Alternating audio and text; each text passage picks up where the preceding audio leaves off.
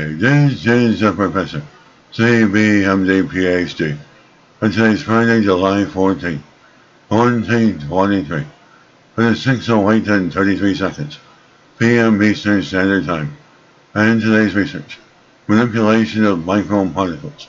So let's jump to it here. Analogous to algae, scientists move toward engineering living matter by manipulating movements of microparticles. Date July 13th, 2023. Source: New York University. A team of scientists has devised a system that replicates the movement of naturally occurring phenomena, such as hurricanes and algae, using laser beams and the spinning of microscopic rotors. Living organisms are made of materials that actively pump energy through their molecules, which produce a range of movements on a larger cellular scale. And by engineering cellular scale machines from the ground up, the work can offer new insights into the complexity of the natural world.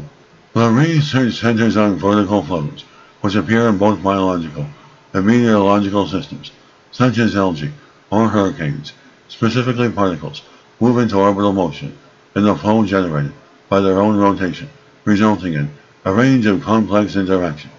The scientific investigators and microbiologists sought to replicate them at their most basic level, and to do so, they created tiny micro-rotors, about 1/10 the width of a strand of a human hair, to move microparticles using a laser beam.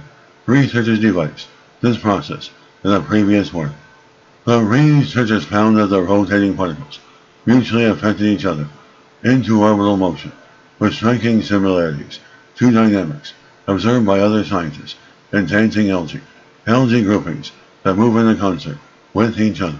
The spins of the synthetic particles reciprocate in the same fashion as that observed in algae, in contrast to previous work with artificial microrotors, so they were able to reproduce synthetically and on the micron scale an effect that is seen in living systems.